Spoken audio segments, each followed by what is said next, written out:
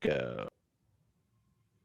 Well, good afternoon, and thank you for joining us for the EVs in North Carolina, the Technologies Driving Deployment session. My name is Emmett Owens, and I'm with the Research Triangle Clean Tech Cluster. And I'm also the track manager for the Grid Mod sessions here at the 2021 Virtual State Energy Conference.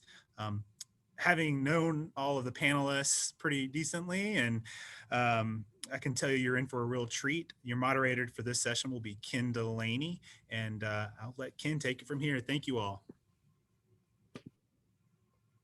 Thank you, Emmett. Hi, everyone. I'm Ken Delaney, and I'm the Director of Industry and Innovation at the Freedom Systems Center at NC State. Emmett, I think you are advancing my slides. Can you go to the next slide? There you go.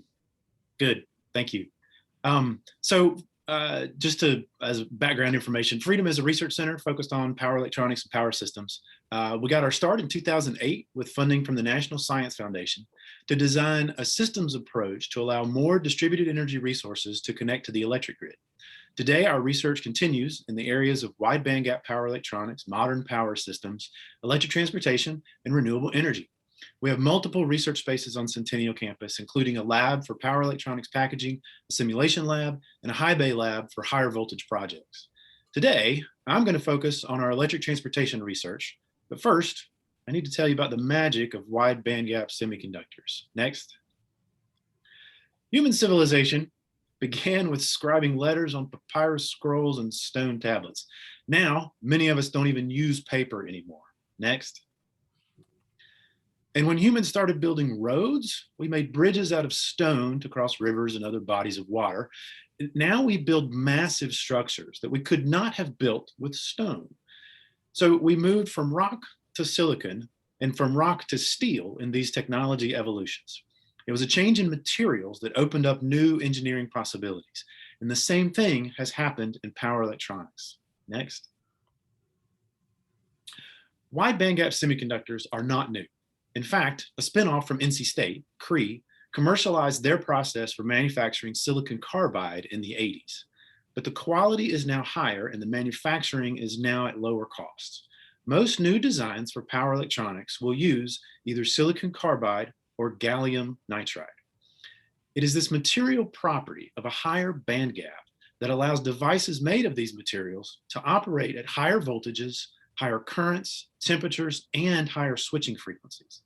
This, in turn, allows engineers to reduce the size of passive components like inductors and capacitors.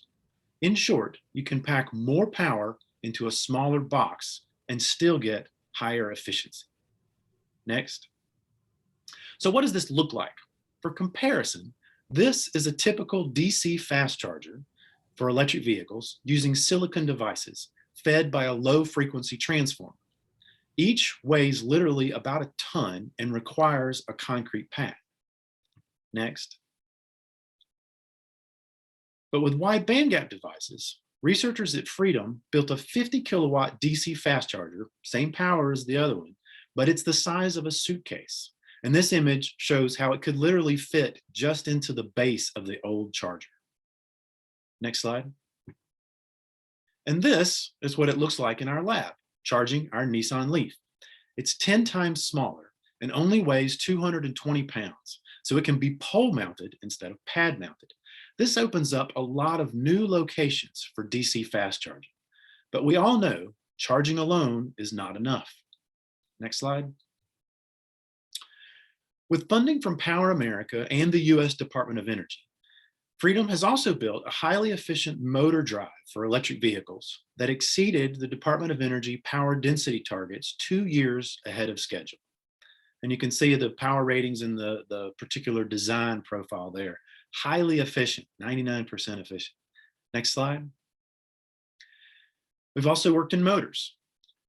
So novel motor topologies and new motor control techniques can increase the power density and the torque density for electric machines.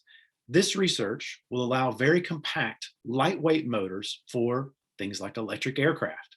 And control of these motors is enabled by the high frequency switching capable with wide bandgap drives. So it's all related. Next slide. Another research area for electric vehicles is inductive charging. All the other, the DC fast charger that I've mentioned is conductive, where you have metal to metal contact. You may have heard about inductive charging, where drivers can park their car over a charging pad that then uses magnetic fields to transfer power to a receiving coil in the parked vehicle and recharge the onboard battery.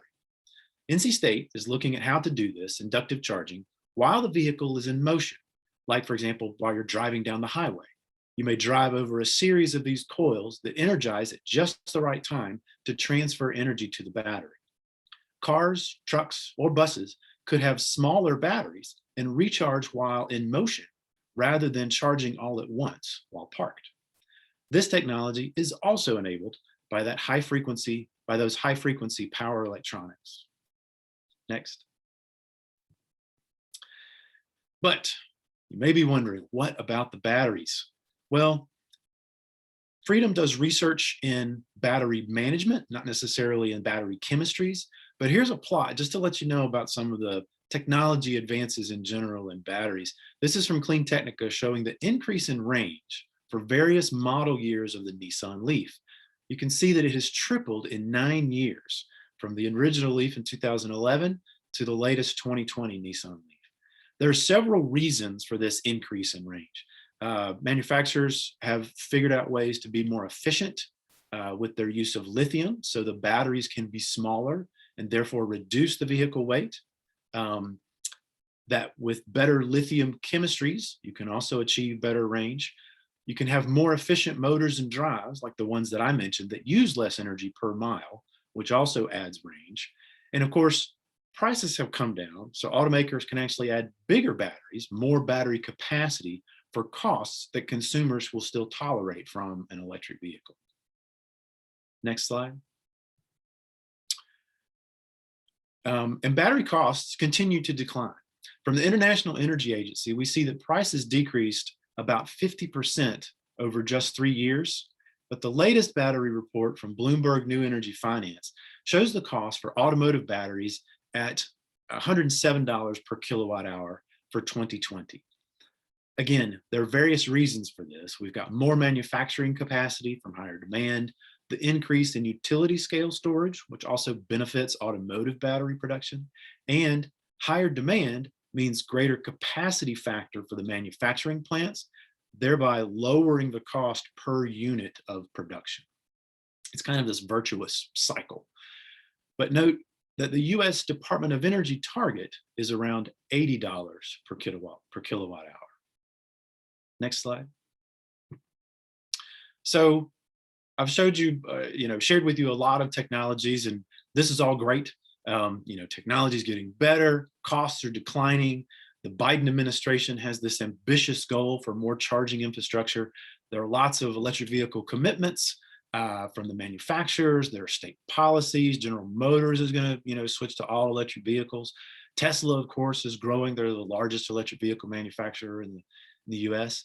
But according to our keynote speakers yesterday, and I think this was from Sharon Allen, the US installed over 5,000 DC fast chargers in 2020. That's terrific. But we'll need 6 times this amount per year to reach the 2030 target that's been set by the Biden administration. This means a lot more electricity demand and potential strain on the grid. So our next few speakers are going to answer the question, what are utilities doing to prepare for this transition? So I'm going to introduce our next speaker, who is Diane Heiss. She's the Senior Vice President of Innovation and Business Development for the North Carolina Electric Cooperatives. In this role, she works with the member electric distribution cooperatives and the statewide team to identify beneficial electrification opportunities. Her previous experience with the North Carolina Electric Cooperatives includes resource planning, portfolio management, risk management, transmission planning, and regulatory affairs. Diane graduated from Georgia Tech with a bachelor's degree in industrial engineering and is a registered professional engineer in the state of North Carolina. Diane is currently training for a 6-day bike ride from Yellowstone to Glacier, and she is super excited that her bicycle fits in the back of her Tesla Model 3. Diane, the stage is yours. Thank you, Ken. It's an honor to be here today and tell you a little bit about the North Carolina Electric Co-ops and our experience in deploying infrastructure to help support electric transportation. Next slide. Of course, I have to start with a little bit about the North Carolina Electric Cooperatives. It's really important to, of course, let you know that we're not for profit, so we don't earn a return on any of the infrastructure that we build. So we're very focused on cost, making sure that we're maintaining a reliable system and meeting our member consumers' needs, but doing it in a way that is affordable for them. Very, very important. So you can see that we serve many of the counties across North Carolina, so all the way from the mountains to the coast. Those little black dots on this map represent the cities. I just wanted to kind of highlight for you where the co-ops are located, because you can see that in order to drive to areas across the state that are very appealing to the tourism industry, you need to drive through co-op territory. Next slide.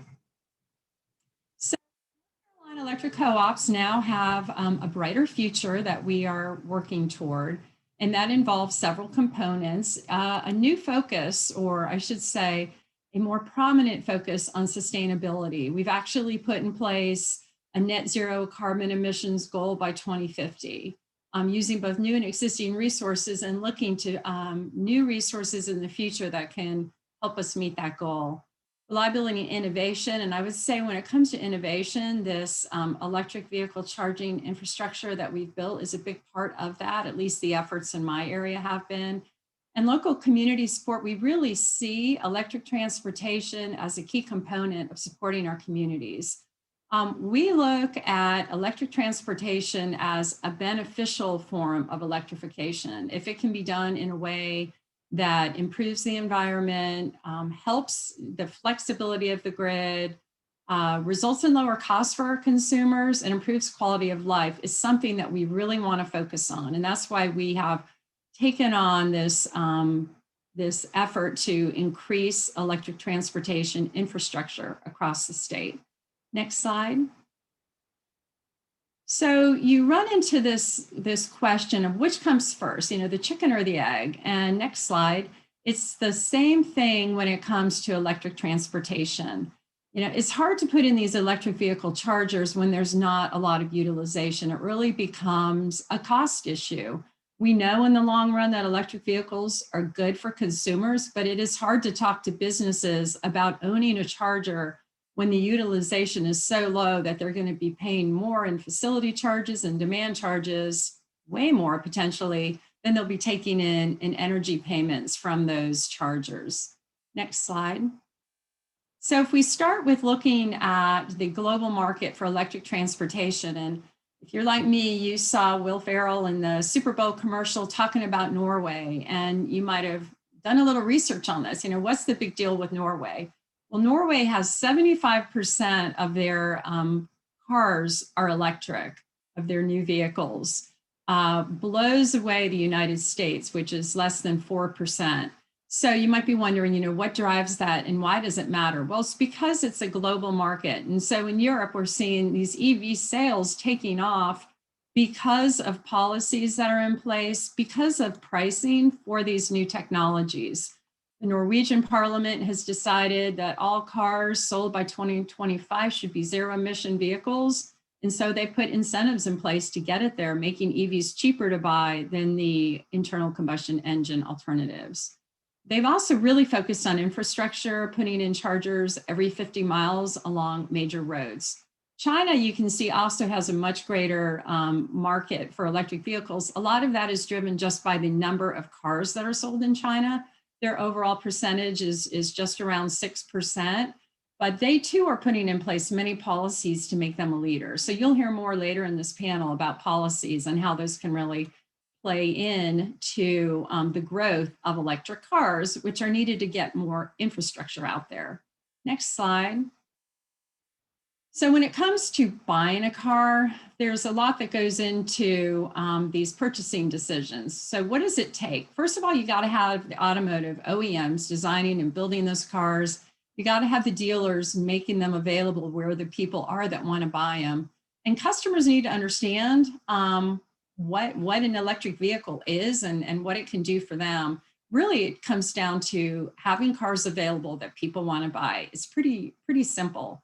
And a lot of you live in North Carolina, you know that here in Raleigh, or maybe if you're in Charlotte, there's plenty of places where you can buy an electric car, but there's not a lot of variety out there yet. Pretty easy to get a Tesla. I got mine by ordering it online. It was delivered to my house.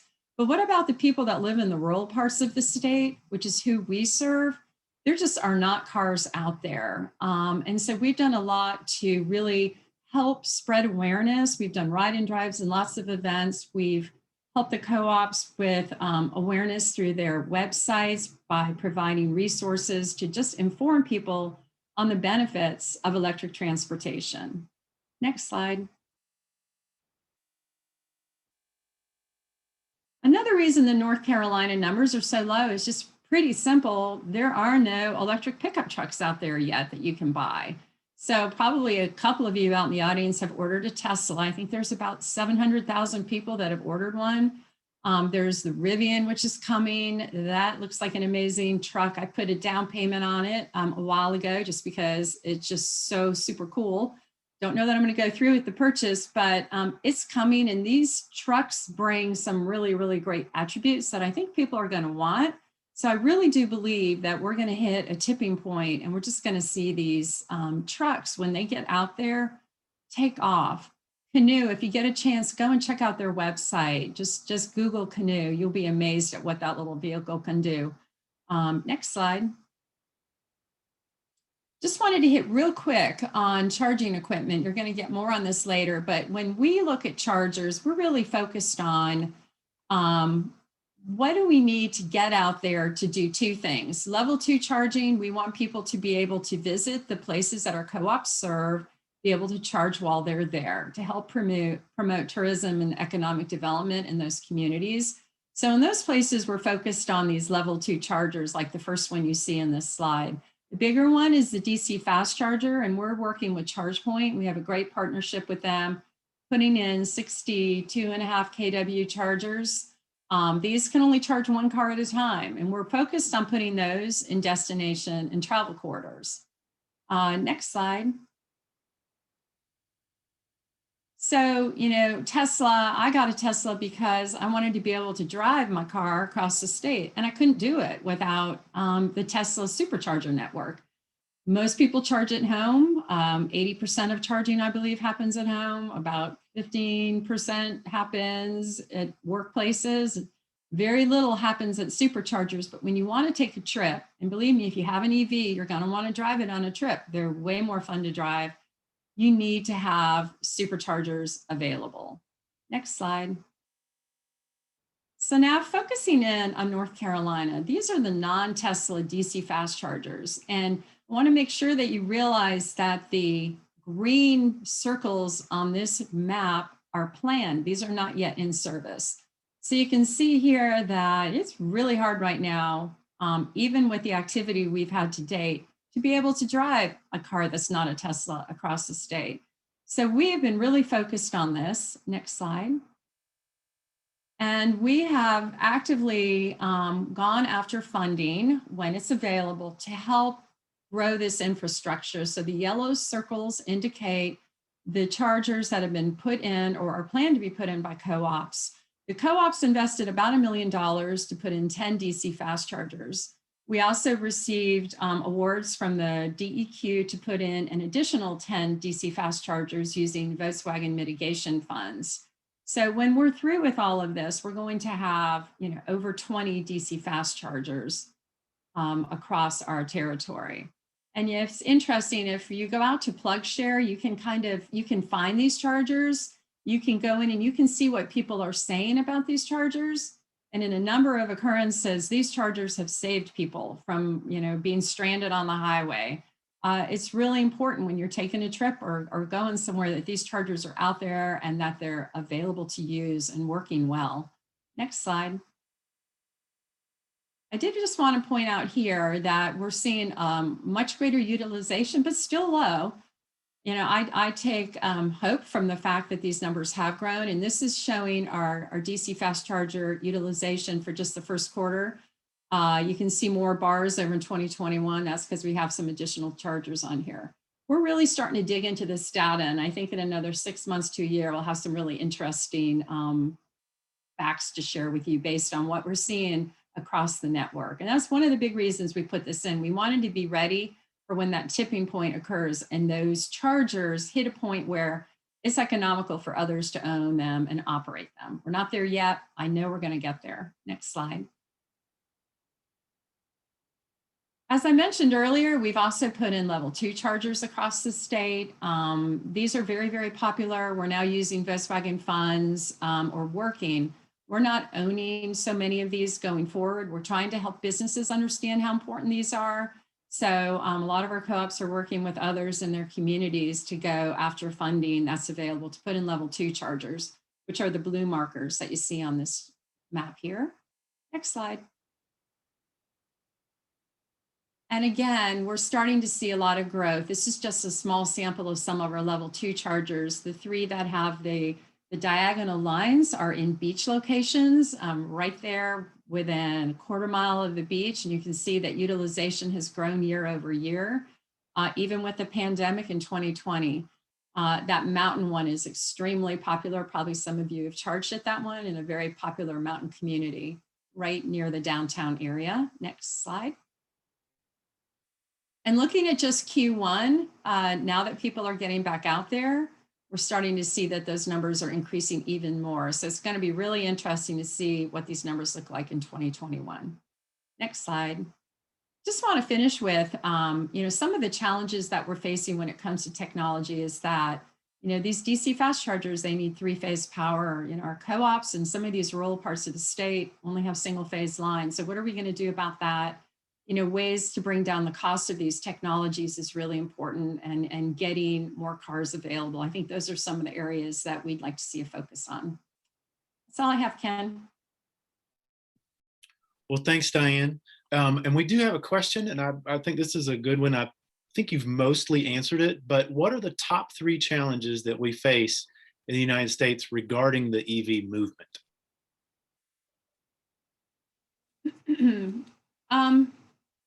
I think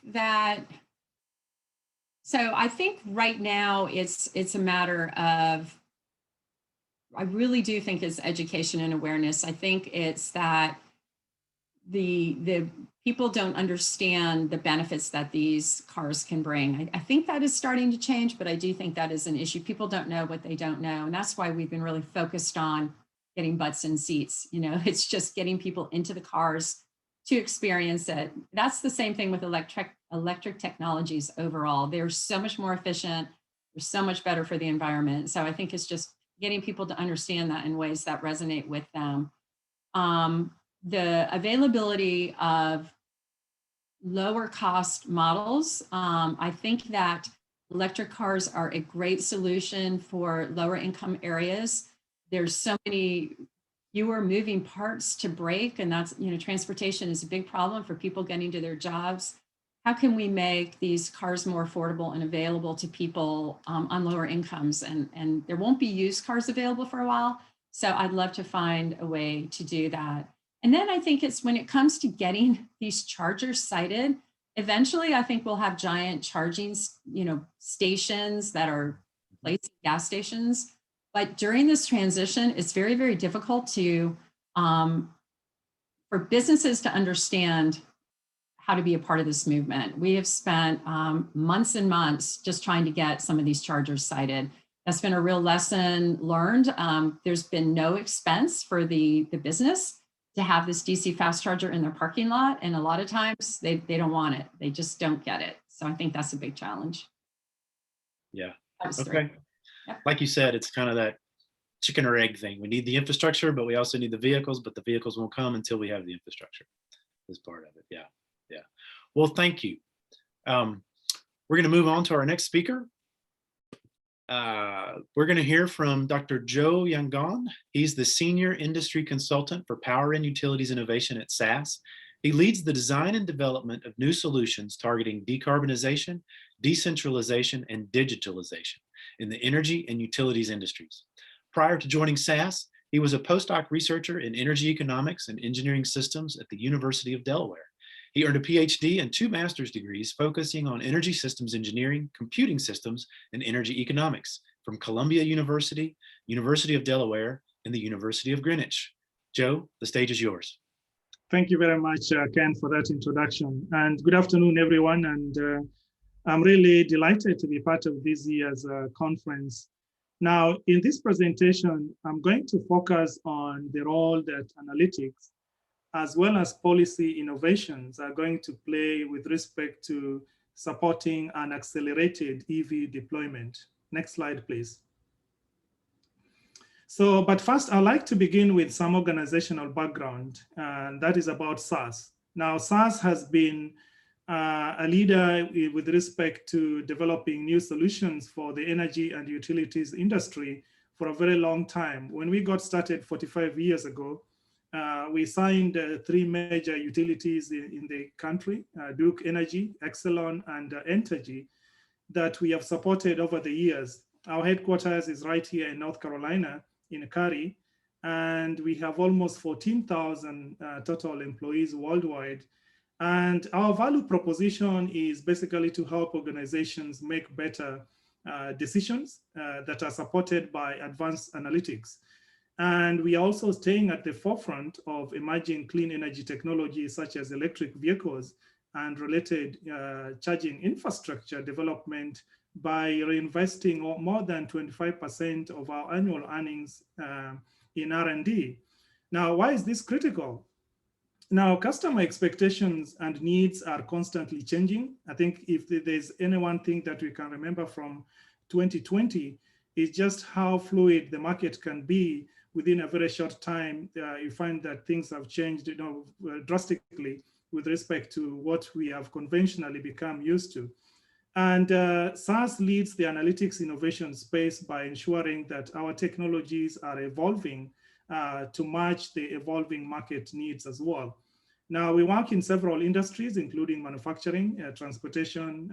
We work in the energy and utilities space, health and life sciences, as well as in government, among others, because we believe that addressing the challenges that are associated with the increasing prevalence of electric vehicles requires a multidisciplinary approach that brings together multiple partners that are engaged in this sector in order to provide the expertise that are needed.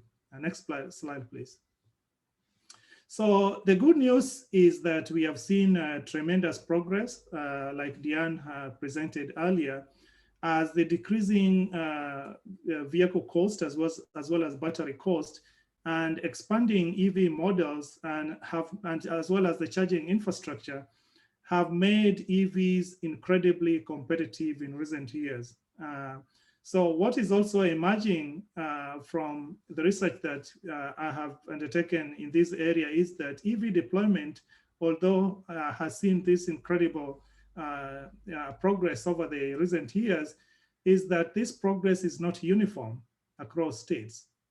For example, you can see that California has got a lot of EV concentration. By the end of last year, California had more than 600,000 EVs in the market. And the close by state is actually New York, which has got almost about 55,000 EVs. Now, that is 11 times greater in terms of what California already has compared to the next state, New York. Now, that is an incredible gap that is going to take a long time to bridge, but it just shows you that this growth is not really uniform across the market. But let's take a few moments to reflect on how we got here. Next slide, please.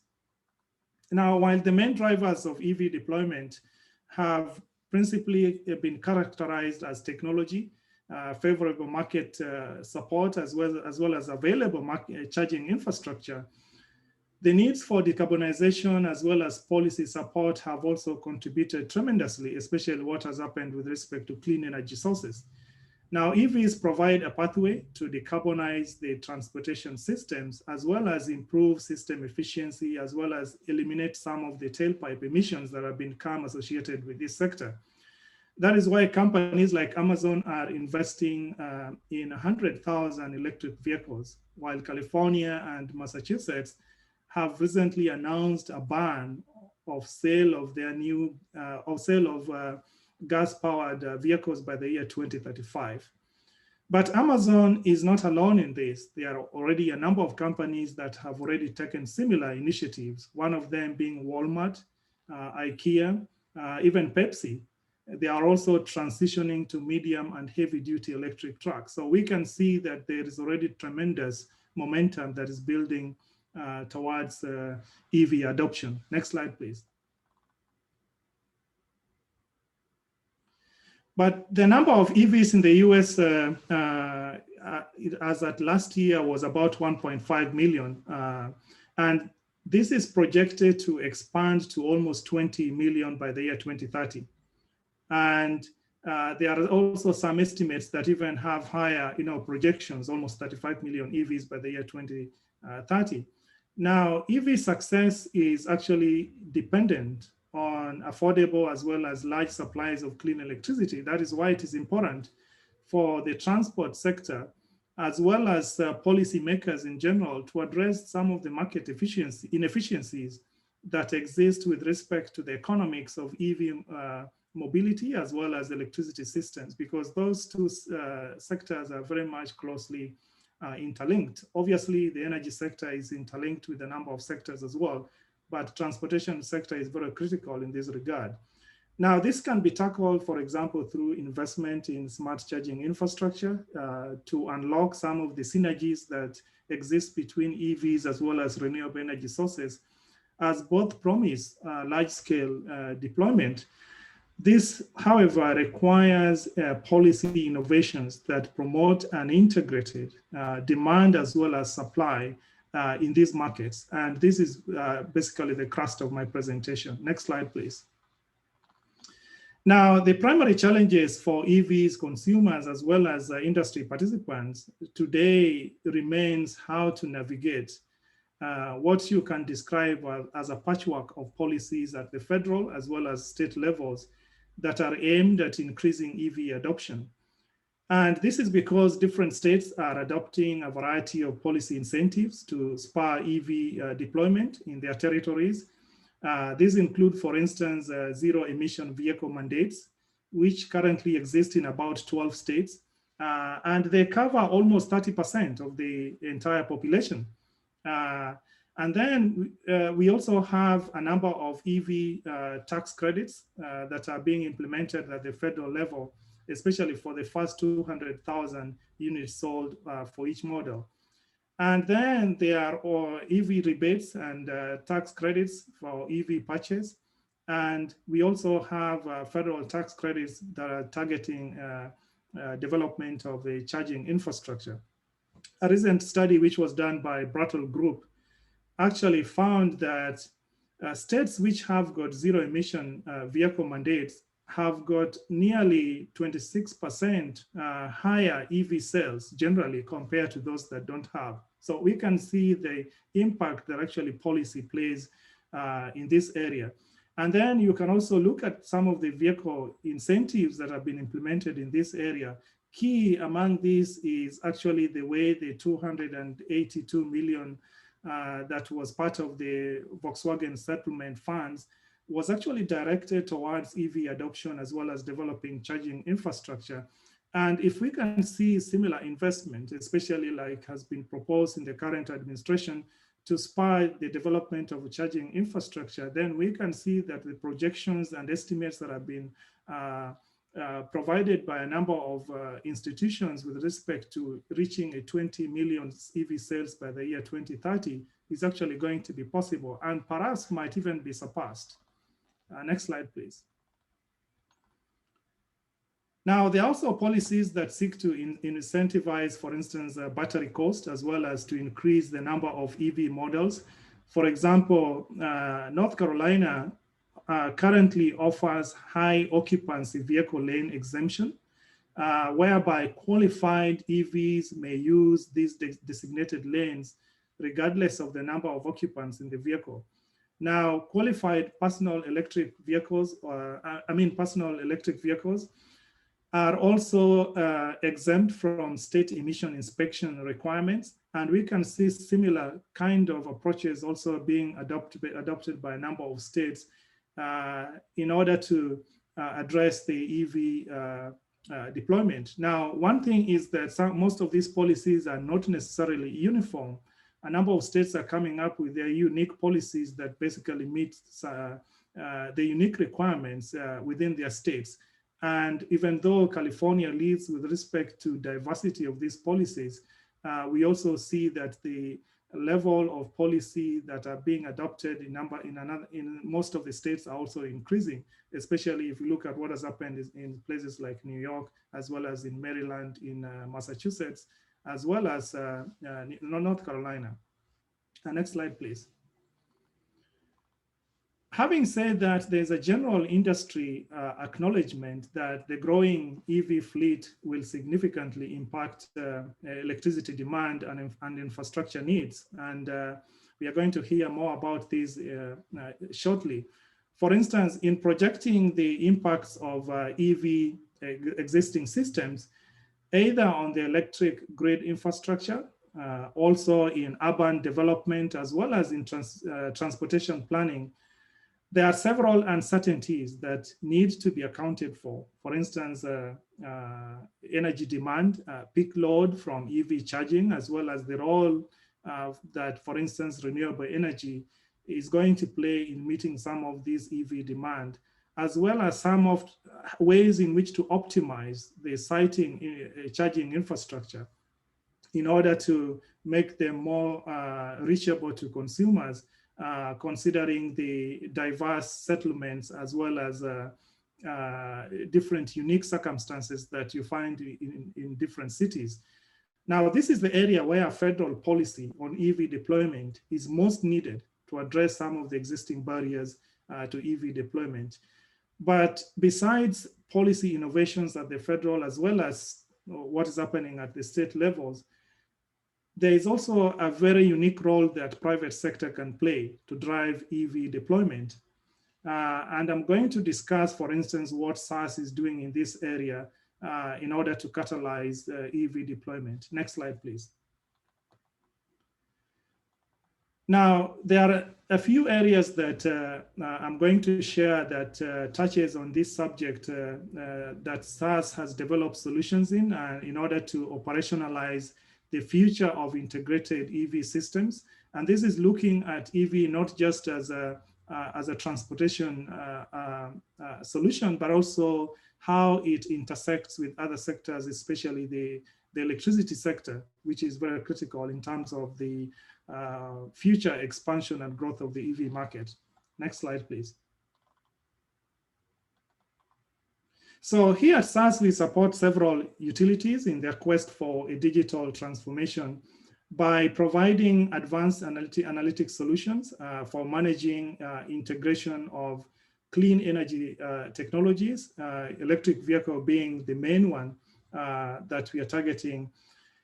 And this includes, for instance, data ingestion to visualization and assisting utilities to leverage artificial intelligence as well as machine learning algorithms, which they can use to support their growth of becoming digital utilities. Now, we provide solutions that target this area, and these range from asset and operational performance, procurement integrity. We work with a number of companies in providing solutions that they can use to improve on their procurement processes.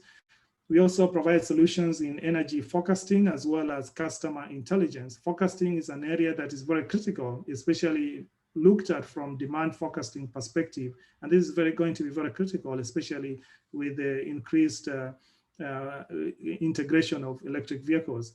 Now, SAS is unparalleled in our ability to support these requirements because we have been developing analytics and forecasting tools for over 40 years. So why is forecasting important for utilities, especially looked at in the realm of EV deployment? Next slide, please. Now, while regulatory and market environments influence the extent of utilities' involvement in the EV market, utilities are well positioned in terms of building an EV charging infrastructure that can be used to help drive their deployment, as well as achieve ambitious EV targets that have been projected, especially looking into 2030. Now, the clean energy targets that have also been proposed at the state level provide opportunities for utilities for greater involvement in the electrification activities, and here focusing on the transportation sector. We have an energy forecasting solution here at SAS that provides load forecast for utilities across all the 3 time horizons, looking at short as well as mid and long term for capacity planning. And states as well as utilities can use this kind of tool to help them guide their planning processes as they see more EVs being deployed into the distribution edge. And also with our SAS via utilities can integrate distributed energy resources, especially electric vehicle forecast, in order to quantify some of the load impacts that are going to be felt, especially with additional integration of EVs into the grid. And this is an area that is facing a lot of, has got a lot of opportunity, especially because we are not just talking about electric vehicle here. If we look at this from a more integrated approach, there are also issues to do with renewable energy, microgrids, and how all these new technologies can be integrated to better inform as well as guide the transition process. And we seek to develop solutions in this area that can be used to help in decisioning as well as guide the industry in terms of how to think about the future. Next slide, please. So in order to prepare our customers for the EV industry of the future, the way we see it, we are leveraging our partnership with, for instance, Microsoft to develop vehicle-to-everything data exchange platform that is focused on Microsoft Cloud and SaaS analytics technology. Now, leveraging a connected vehicle technology, we can help our customers to address mobility challenges, provide signal timing and adjustments based on demand, as well as improve safety by reducing accidents due to driver error more rapidly. And we are investing in this area a lot with more with advanced technologies, especially applying computer vision. Next slide, please. So we are also leveraging open source tools that, for instance, use computer visions to help in vehicle identification. For instance, this can be used to classify vehicles by type. And this is where EVs become very important, because we can actually use this technology to identify vehicles when they are on the road. And we can, categorize it, as an EV or as a gas-powered vehicle. And even we can even go into more granular identification by identifying the EV vehicle by model. And utilities can use these tools, as well as even states can use this tool to help them in planning for the infrastructure development. Next slide, please. One more click. So here is how this technology works. We have developed this capability with a very good level of accuracy. And it gives you some indication of the power of SAS tools because of a combination of tools that we put together to help guide this process. For instance, separating vehicles when they're on the road based on the lanes that they are using, and also being able to capture vehicle, identify them, by type, as well as the times that they use the road, as well as using georeferencing technology to identify them within that particular location on the road. Now, these are just but a few examples of solutions we are working on in this area. We believe that increased adoption of EVs can be a win-win outcome across market participants. And these types of solutions can be applied to support these efforts. And with more augmented technologies that are going to be introduced into the market, there is actually better integration between transport sector as well as energy sector in terms of how analytics can be applied, and as well as how policy innovations can be applied to make the seamless integration with respect to technology advancement, but also identifying where policy is mostly needed to help in EV deployment. Next slide, please. Now, finally, states have taken different approaches to promote EV infrastructure development. For instance, California allows utilities to own EV charging infrastructure, and utilities there receive funding targeting EV fleet electrification. New York, on the other hand, utilities receive funding to support DC fast charging infrastructure. And this is available to utilities such as New York Power Authority, NYPA, as well as some of the investor-owned utilities there. In North Carolina, a $25 million pilot program has actually allowed Duke Energy to install 200 public level 2 and fast charging stations. And Diane alluded to some of these. And just generally, what is evident is that states are applying different strategies to drive EV deployment.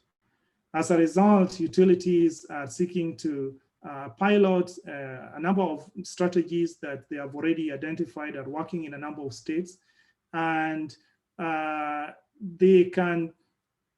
process in which this is being done, however, is not very uniform or rather seamless, because what works, for instance, in California doesn't necessarily mean that it's going to work in New Jersey, for instance. So there is a level in which some of those best practices still have to be customized to the needs as well as the requirements that exist at the local level. Second is that favorable federal as well as state policies have created additional incentives for purchasing electric vehicles, including federal as well as state tax credits. We have got rebates programs as well as zero emission vehicle mandates, which have been very critical in terms of supporting the EV deployment in these states. And lastly is that the EV industry is evolving. And as it does so, it's going to be critical, especially for policymakers and industry analysts, to improve on the planning processes. And that planning processes will target, for instance, greater EV deployment that is going to be needed in order to address the issues with the emissions in the transportation system. Now, one approach that I have identified is to how do we, for instance, scale the win-win solutions that organizations like SAS are working on to address market barriers? Because some of these solutions may need to be scaled up, especially at the national level. And doing that requires federal support in order to make those solutions be available at that level. Second is that development of a proactive EV policy roadmap is going to be required and necessary, especially when more states now begin to invest in EV deployment. And this will require both states as well as the federal level to work together in order to come up with policies which are more integrated with respect to jurisdictions, as well as addressing some of the interconnection issues which are likely to emerge. And third is that in formulating an EV regulatory strategy is going to require also federal as well as state lawmakers or rather policymakers to work together in order to come up with policies that addresses the EV, not just from an economic perspective, but also from technological advancement in terms of technological innovations that can be still developed within the sector. And also looking at some of the issues to do with how can different regulatory requirements be made more efficient from a market efficiency perspective in order to be able to drive EV deployment generally.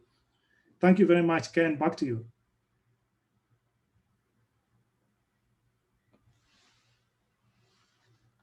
So muted, yes. Okay, now I'm unmuted. Thank you for that presentation. That was a lot of information. I'm still fascinated by the video of the streaming ability to identify vehicles as they're driving down the road. That's impressive. We didn't get very many questions, and I'm going to save some of the ones that we did get for after all the presentations. So we're going to move on to our next presenter.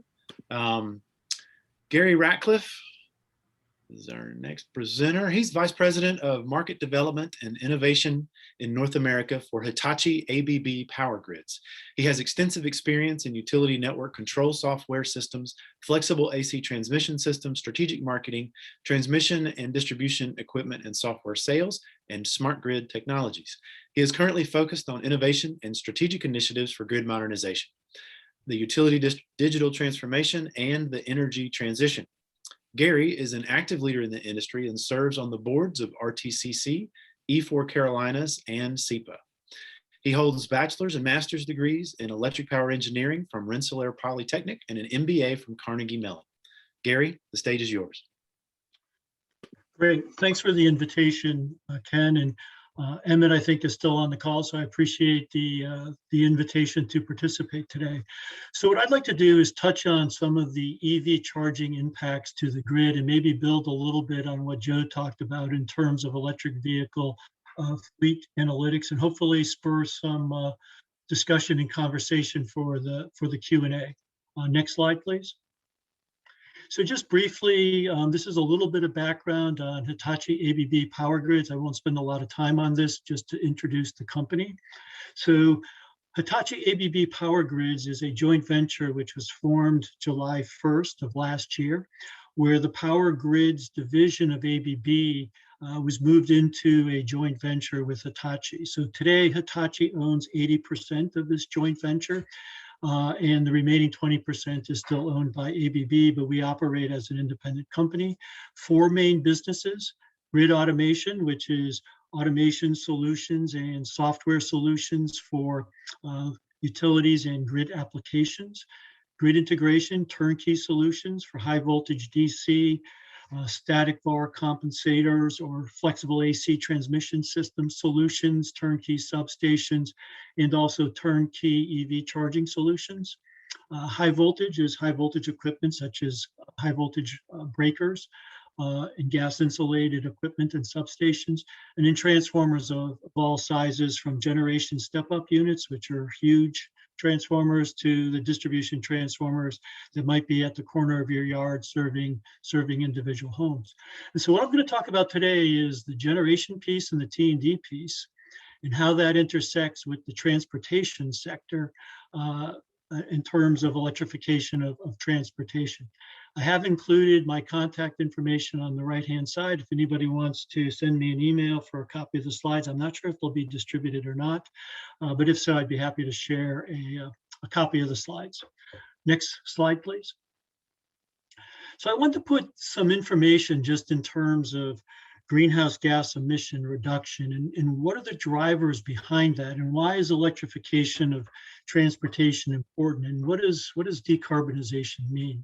So if you look at the center pie chart, which is from the EPA, that breaks down the major economic sectors and their contribution to greenhouse gas emissions. I understand these numbers are moving. I think this data from the EPA might be about a year old. They're not real up to date on reporting, but you can see that transportation is the #1 source of greenhouse gas emissions in the US, followed not that far behind by the electric power generation sector. And so if our country is going to do anything related to greenhouse gas emission reduction, we have to address these 2 sectors. On the left-hand side of this chart, you can see that electricity is transitioning downwards. This is based on primarily a couple of things. One, the reduction of coal generation, which is now significantly less than it was even just 5 years ago. We are seeing growth in natural gas, and we're seeing growth in renewables, wind and solar. And that has, the net result of that is pushing down the greenhouse gas emission contribution from electricity. You can also see below that the transportation line, which is somewhat flat, but it now does exceed the electricity contribution to greenhouse gas emissions. And then at the top, you can see total US, but you have to look at the axis on the right to look at the total US emissions. Just a little bit more detailed information on the right-hand side. When you look at that transportation sector, this is the breakdown of the vehicles that comprise that sector. So you have light-duty vehicles, passenger cars, pickup trucks, almost 60%, medium and heavy-duty trucks, and I'd also put buses into that category, 23%, and then aircraft, ships and boats, rail, and the others are significantly smaller. Just in terms of the generation mix in North Carolina is about 45% carbon-free. That would be the nuclear, hydro, and non-hydro renewables, those contributions to the generation mix. And in the 55% that is carbon-based would be natural gas and coal. And you can see those two items. So natural gas and nuclear are roughly approximately 1/3 each of our generation mix here in North Carolina. Coal about 20%, and then the balance being hydro and non-hydro renewables, just for a reference point. We are doing better than the country overall. The US today is about 40% carbon-free generation. 20% of that, or half of the carbon-free generation, is nuclear, and then the other 20% of the total, or the half of the carbon-free generation, is hydro resources and the wind and solar and other renewable sources. Next slide, please. So where do electric vehicles charge?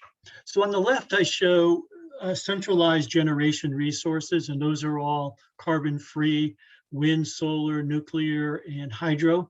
You know, one of the reasons for wanting to use carbon-free generation to power electric vehicles, we don't want to take carbon emissions from the tailpipe and move them to a smokestack of a thermal generation power plant. So, you know, as we transition to carbon-free generation, we can use that electricity to power vehicles, which of course reduces the carbon footprint of the vehicles. You can see on the left side by the generation, we have high voltage lines that serve the grid. The first item being that I'm showing is industrial and commercial fleets with battery storage, and these have ultra-fast, high-power DC charging that should say 350 kilowatts, but these systems can range up to 5 megawatts. So this would be the load that would be, or the demand that would be attributed to a bus depot or heavy-duty truck depot, or it could be something like a facility such as Amazon or UPS or FedEx, where they have a number of delivery trucks. They might have 60, 70 last mile delivery trucks that need to be charged. But these are significant EV charging loads. A little bit farther down, you see the commercial and public DC fast charging. 50 kilowatts to 350 kilowatts is typically the charging size of the charging stations that are deployed. And this is basically commercial, larger sizes, but public, you need to have speed because people are pulling in, they're waiting while their vehicle is being charged typically, and then they want to go on their way. So the DC fast charging does help with that process. And on the right side, you see more of the residential charging, level 1, level 2, and level 3, basically being at 120 volts AC, 240 volts AC, and 480 volts AC. But just per perspective, at level 2, at 7 kilowatts, if you have, 80 or 90 kilowatt hour battery, you're looking at 10, 11, 12 hours to fully charge that if you have depleted the entire range of the vehicle. So that's why the DC fast charging really makes a difference in terms of charging when not at your home location or not at a depot location. But that just gives a little bit of perspective as to where the load is being distributed to the grid. Residential is at low voltage. We see commercial and industrial either at medium voltage or possibly even sub-transmission levels. And there could be distributed generation, which is supplementing the centralized generation. But this is just to give you a perspective of what the landscape looks like for the grid. Next slide, please. So a couple of issues in terms of charging of electric vehicles. As a result of EV charging, the amount of energy consumed, so this is kilowatt hours, so it's energy consumed, is going to increase. And there's been some estimates. NREL has studied this. They've estimated based on a medium scenario and a high adoption scenario that the kilowatt hour consumption could increase between 20 and 38% between now and in 2050. But I think one thing is very clear to try and understand when we look at the impact of EVs on the grid. There's a difference between energy consumption, the kilowatt hours consumed, and the electrical demand which is placed on the grid. The demand is the rate at which electricity is consumed, and it also is time dependent. And the total consumption is the amount of kilowatt hours that are delivered that run through somebody's meter. And so the goal when we add EV charging to the grid is we can handle a lot of energy delivery as long as it does not occur during peak demand periods. So when the grid demand is at its peak, rate of consumption is at its highest, we don't want to add additional EV charging to the grid at that time. So I want to explore that a little bit more as I go through the presentation. So on the right, you can see the NREL data showing the growth in total consumption. And then I pulled this slide, which was, or the chart at the bottom right, which is from NREL and the University of Texas at Austin study. And you can see that they're predicting for the state of North Carolina. Actually, the number says 25% based on the shading, but it's 27% increase in total energy consumed for electric vehicles. That's by 2050 be the number. So we're a little bit lower than some of the other states in terms of percentage increase in energy consumed. Next slide, please. So I mentioned, it's one of the things we want to achieve is we want to avoid charging electric vehicles during times when the peak demand is occurring. That's called coincident peak demand. And that really drives not only the T&D infrastructure, which is delivering energy, but it also drives the overall generation requirements of the grid, because the peak demand is really constrained primarily by the amount of generation that we have available. There could be T&D constraints, but it's a limitation of available generation. And so one technology that's being deployed is managed charging, which is to manage when vehicles are charged to avoid that contribution to peak demand, which is known as coincident peak demand. Non-coincident peak demand is the peak demand that occurs from the charging infrastructure, but not when the system peak occurs. They could be at the same time, but it depends upon when the vehicles are charged and when that peak demand for the facility or at the home premise when that occurs. And so utilities are looking at their make-ready requirements in order to make sure that the T&D system has the capacity, the transformer is big enough, the feed to a facility or a distribution feeder have adequate capacity to handle the charging load. And that investment is known as make-ready. Just as a reference point, in the state of New York, they're spending, the state of New York has allocated $700 million to the utilities in New York to look at make-ready requirements. And then some of the other things that impact how utilities charge. There could be demand charges both for coincident peak demand as well as non-coincident peak demand, but there's also could be volumetric rates. You may hear about decoupled rates, which means utilities who have decoupled rates charge based on capital recovery of their investment and not necessarily based on the volumetric rates, which are based on consumption as measured at the meter. And with decoupled rates, they're building infrastructure to serve.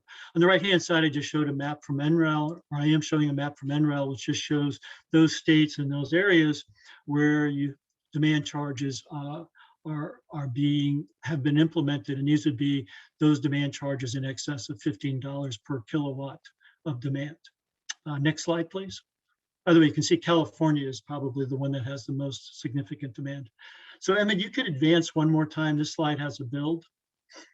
So this just shows a typical distribution feeder on the left, but on the right side, I show the dark line is really just a typical distribution feeder load profile.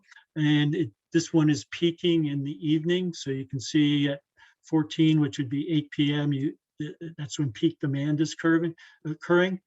This shows solar PV, which reduces the net consumption of the feeder, which is offset by distributed solar PV.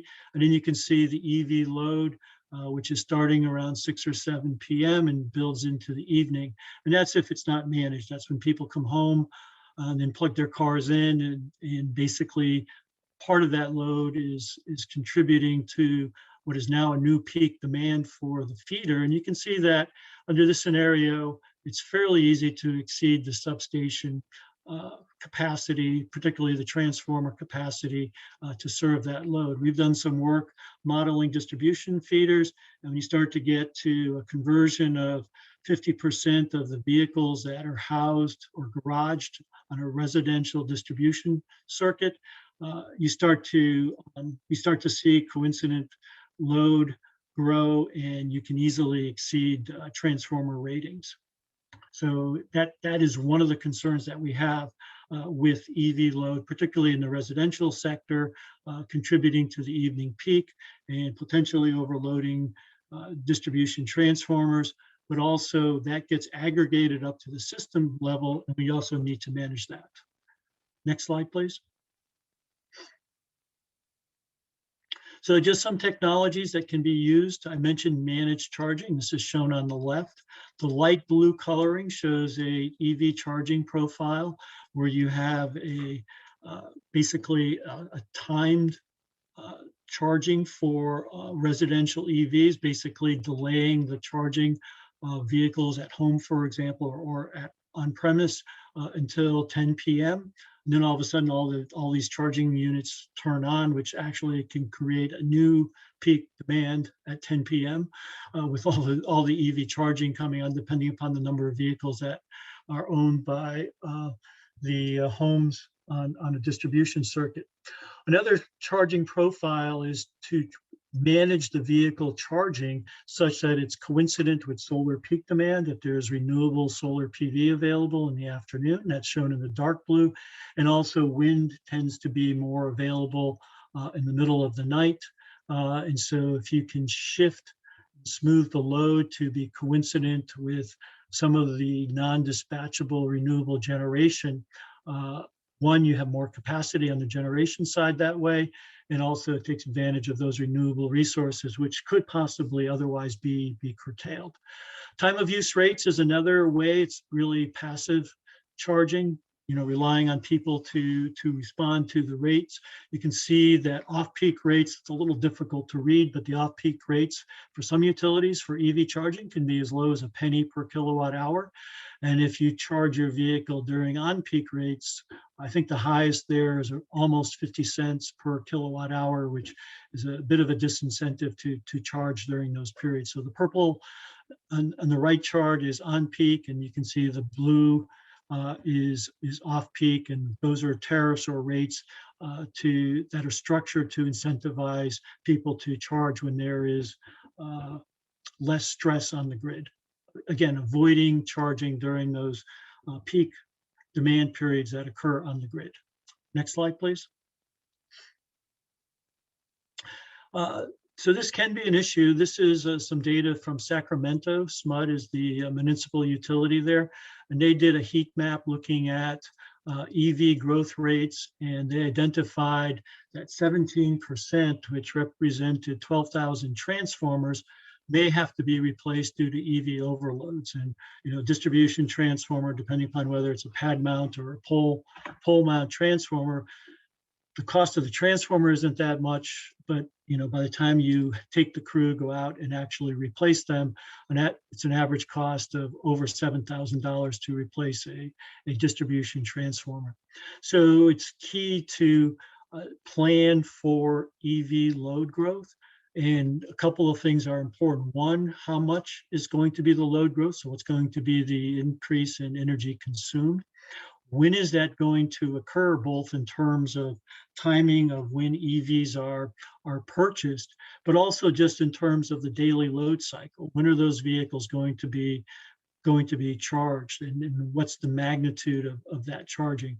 And so this matters in terms of location. So there's spatial load forecast analysis, which needs to be done to look at how to prepare the grid or the grid make ready requirements to handle increased EV load.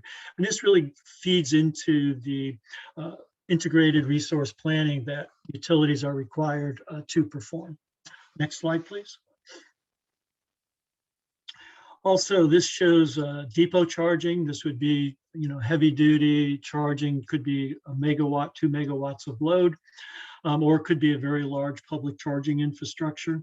But we can also implement microgrid solutions, which include battery energy storage, to smooth some of the spikes that can occur in charging, and specifically to address demand charges that could occur for the facility by basically peak shaving, if you will, using the battery, charging it up when there's not load on the charging infrastructure, during those periods where you can get the most attractive time of use rates, and then using that energy to smooth and reduce the peaks in the consumption of the EV charging facility. So we look at, we're looking at, particularly for the fleet charging solutions, whether or not it makes sense to also deploy battery energy storage to manage the peak demand from the facility. So next slide, please. So I also mentioned just a little bit of information in terms of analytics, just to build on what Joe discussed.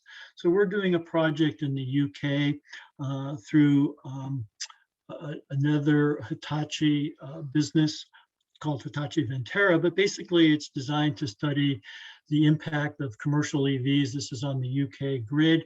It's in collaboration with 2 utilities, UK Power Networks and Scottish and Southern Electricity Networks, and working with 3 companies with slightly different EV applications.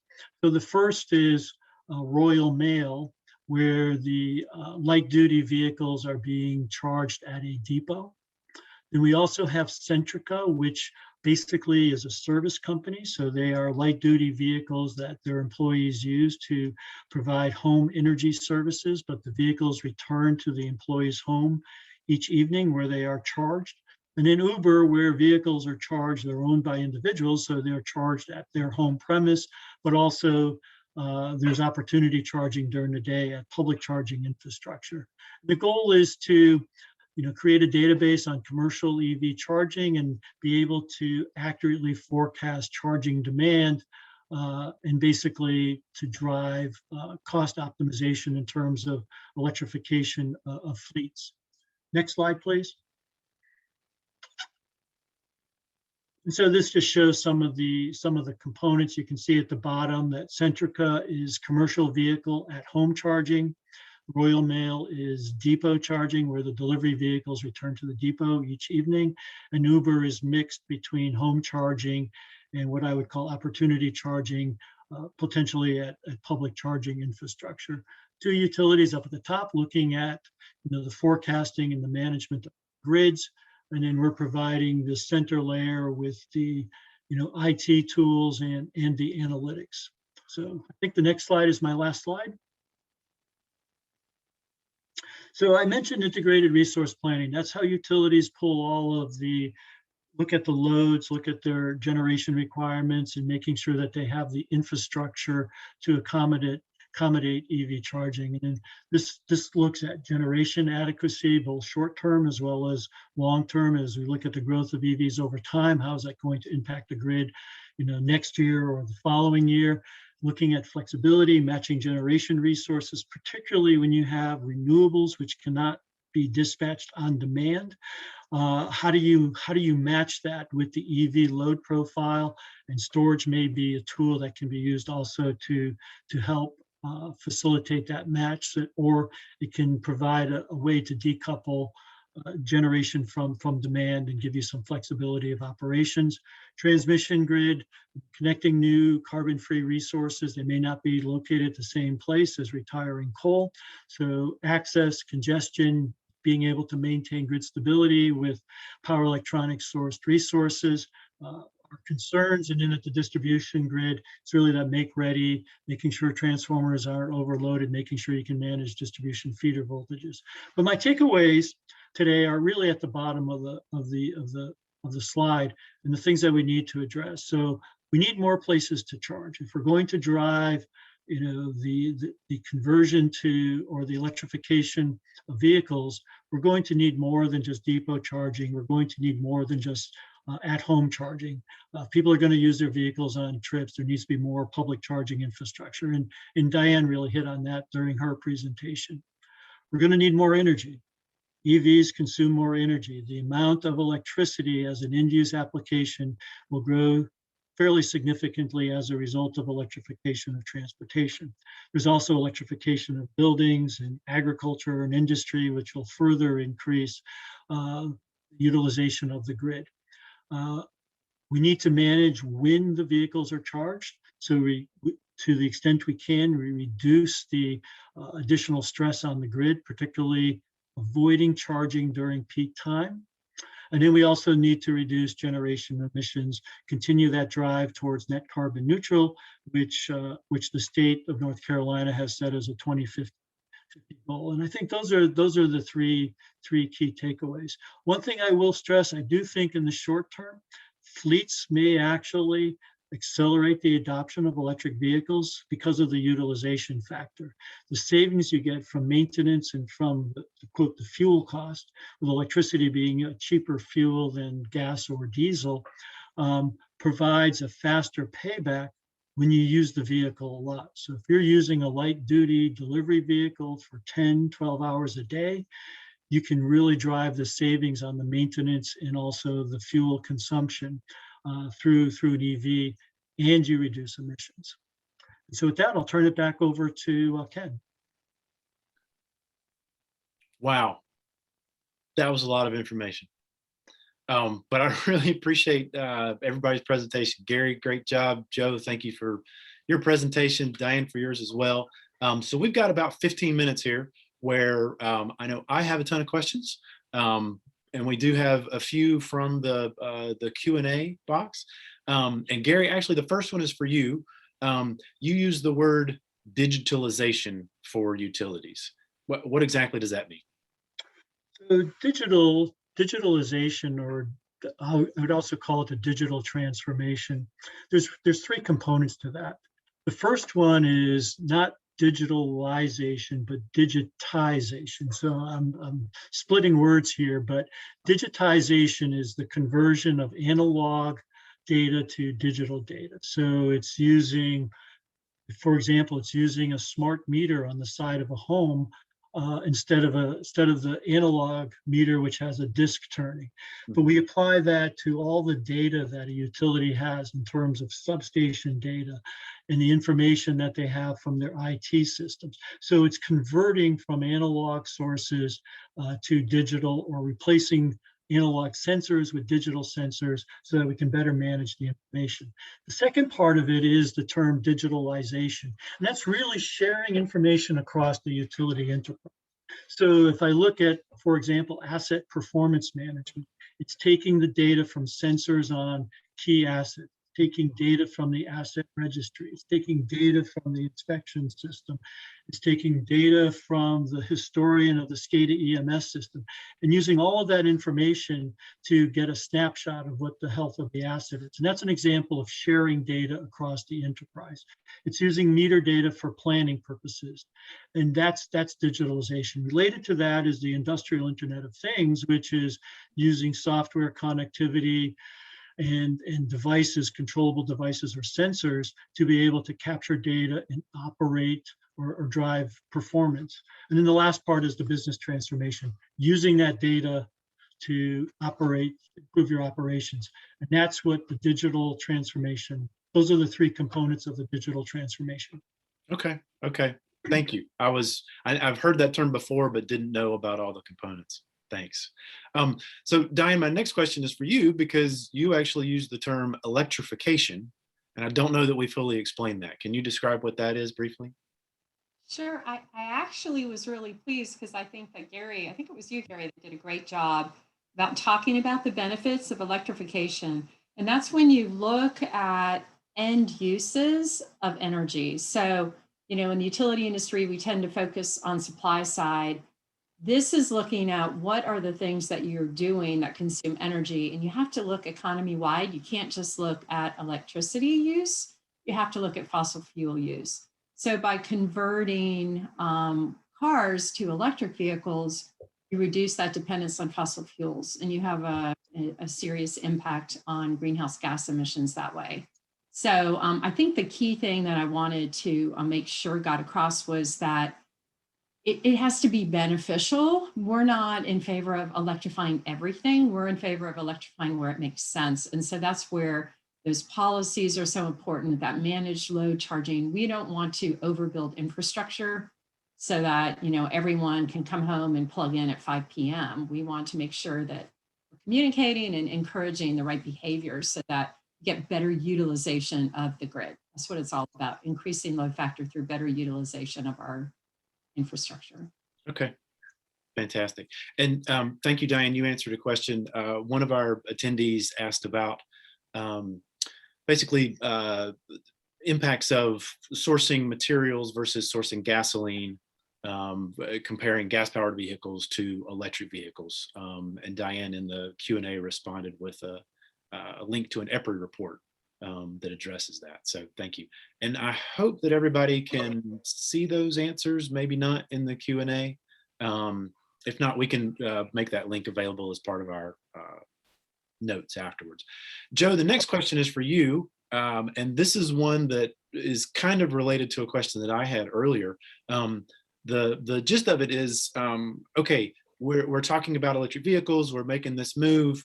There are already existing players in the transportation market, the oil companies. How are they going to react to the sorts of policy changes that we're seeing?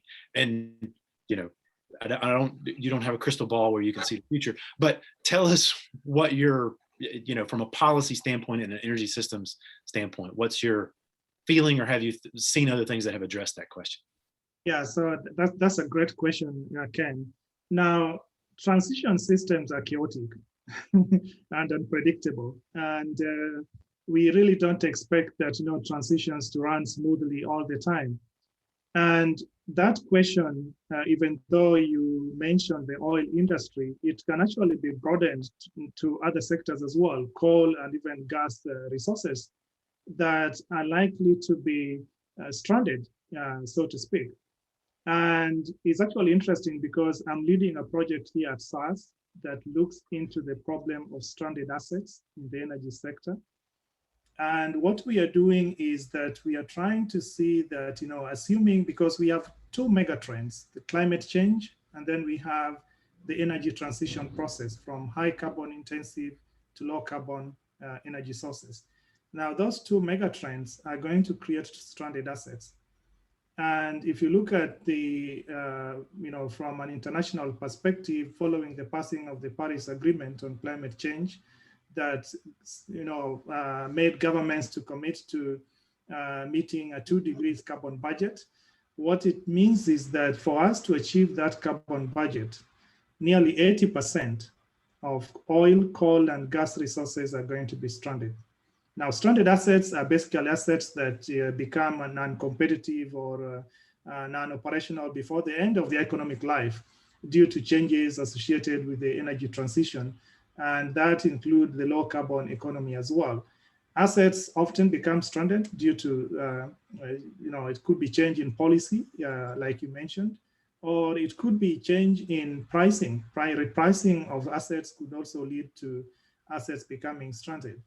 And mitigating the unintended consequences of this kind of transition requires applying tools and timely data, as well as thoughtful analysis, which is not just looking at one sector, but which looks at the underlying sectors as well in order to generate deeper insights that can help towards decisioning in order to guide, for instance, the oil industry that you mentioned, in terms of how to retool their assets or even when to retire some of the assets which become non-economical, and also when to build new assets to replace the assets that become uneconomical.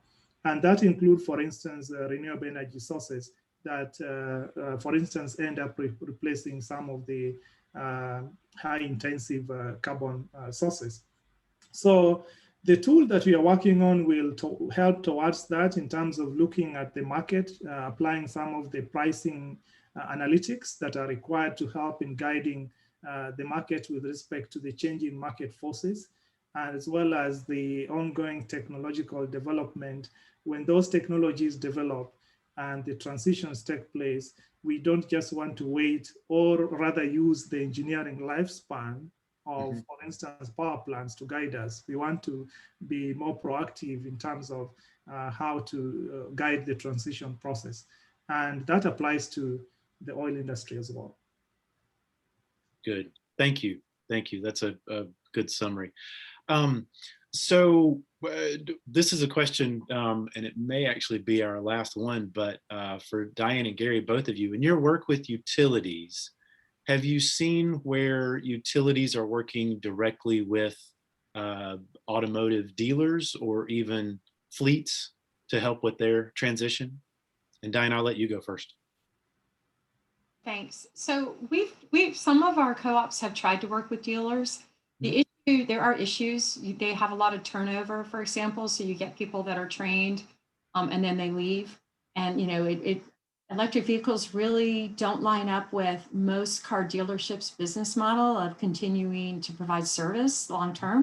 Yep. So it's definitely a challenge. I'm glad that there is an initiative statewide to focus on how to work with dealers. So we're kind of letting that effort move over that area. When it comes to fleets, we are very interested in that. We're not seeing a ton of it yet, but we do know that we have, I think it's either FedEx or UPS. We have one of their distribution centers in one of our co-ops territories. And so they are starting to think about what they're going to need to do.